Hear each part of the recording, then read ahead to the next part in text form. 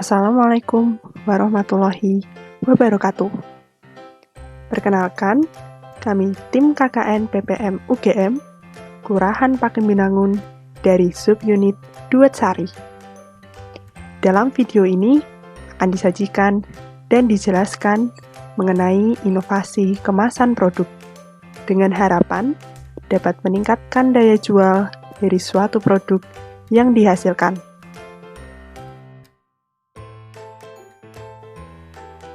Sebelum memasuki materi, saya memiliki sebuah pertanyaan. Sebenarnya penting tidak memperhatikan tampilan kemasan pada produk yang kita miliki? Dan tentu saja, jawabannya penting. Mengapa? Karena tampilan kemasan dapat meningkatkan nilai tambah seperti meningkatkan nilai jual, dan meningkatkan daya tarik konsumen. Karena tampilan kemasan juga berguna sebagai media promosi produk. Selanjutnya, sebagai identitas produk. Tampilan kemasan yang menarik dapat menjadi ciri khas suatu produk, sehingga konsumen lebih mudah dalam mengingat produk yang kita pasarkan.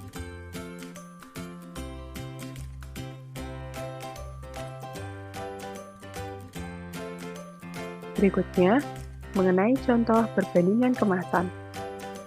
Umumnya, para konsumen akan cenderung memilih suatu produk dengan kemasan dan label yang menarik, meskipun kualitas barang yang dijual sama.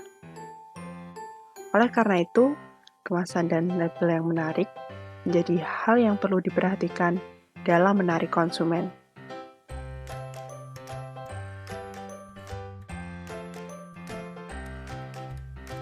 Saat ini, bahan-bahan dan bentuk kemasan produk sangat bervariasi. Secara umum, jenis bahan yang digunakan dalam kemasan produk antara lain styrofoam, kertas, plastik, dan kaca.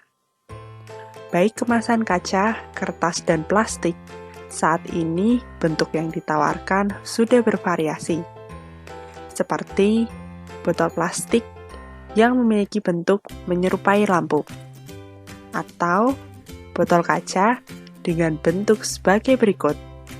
Dan tentu harapannya dapat menarik minat konsumen untuk membeli produk yang ditawarkan.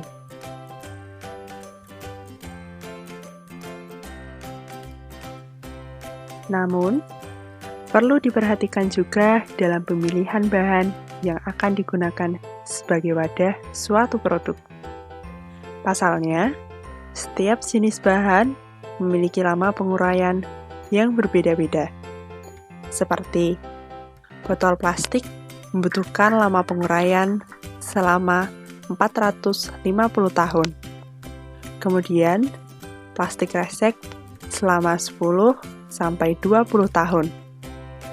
Botol kaca selama 1 juta tahun, kertas selama 2 sampai 5 bulan, dan styrofoam yang tidak dapat terurai. Menurut Kementerian Lingkungan Hidup dan Kehutanan, pada tahun 2017 tercatat bahwa kondisi sampah di Indonesia menunjukkan persentase paling tinggi, yaitu sampah organik dengan jumlah 60-70%. Disusul dengan sampah non-organik dengan persentase 30-40%. Dan didominasi oleh sampah plastik sebesar 14%. Hal ini tentu menjadi pertimbangan untuk menggunakan plastik sebagai kemasan suatu produk. Selanjutnya, mengenai variasi bahan yang digunakan pada plastik kemasan. Sebagai contoh, yaitu PET atau polyethylene. Jenis bahan ini sering digunakan pada kemasan botol minuman, sambal, dan sebagainya.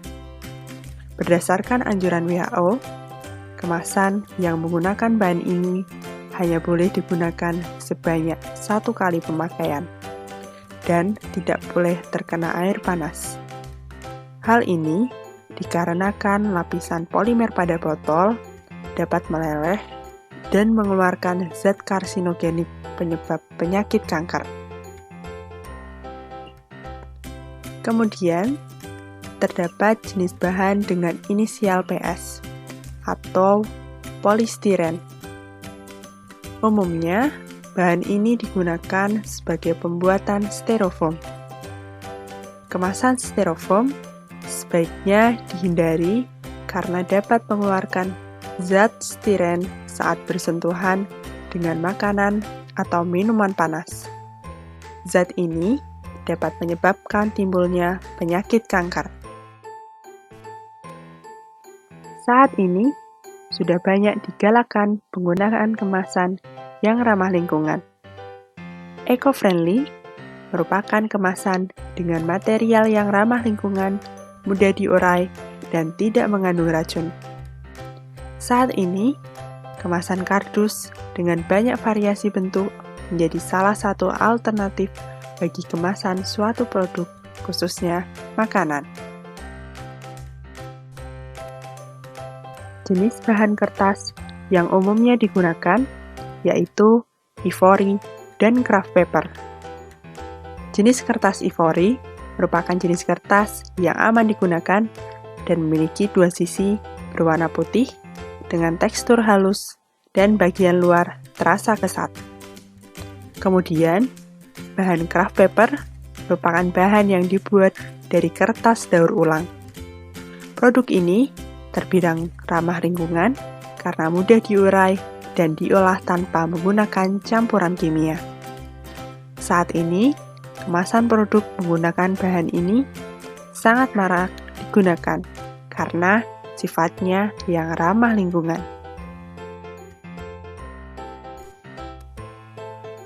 Berikut merupakan contoh inovasi kemasan di mana pada gambar sebelah kiri, produk-produk yang disajikan menggunakan kemasan yang ramah lingkungan dan juga digunakan botol kaca yang bisa digunakan kembali.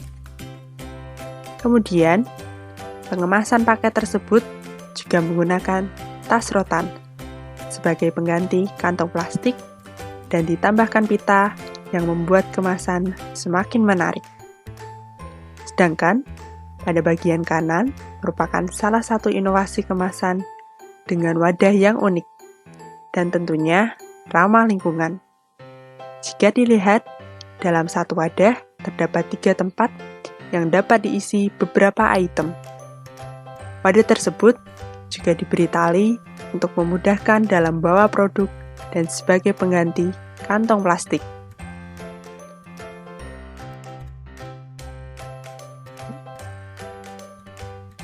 Dalam hal ini, saya memberikan contoh kemasan produk yang dapat dijadikan referensi dalam pengemasan produk. Di sini, saya mengambil contoh dari produk yang dihasilkan oleh tiap dusun. Yang pertama, saya mencoba membuat desain kemasan untuk sirup dan bubuk jahe.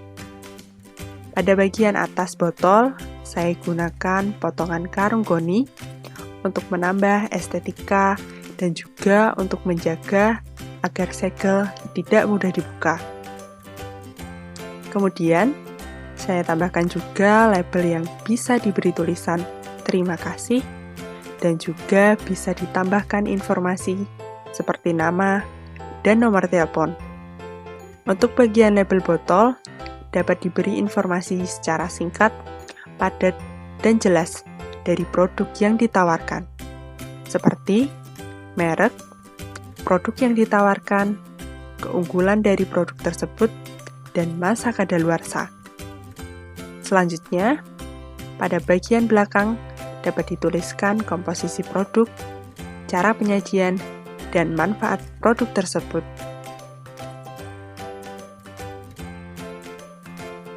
Kemudian, untuk kemasan beras merah, saya mencoba membuat desain label yang diberi informasi secara singkat mengenai keunggulan dari beras merah dan diberi sedikit kalimat persuasif.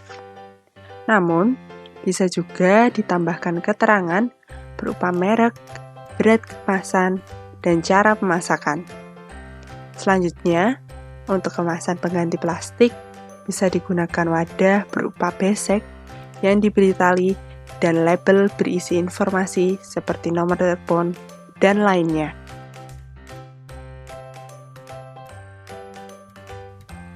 Sekian informasi yang dapat saya sampaikan.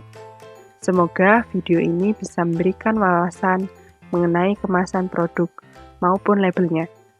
Wassalamualaikum warahmatullahi wabarakatuh.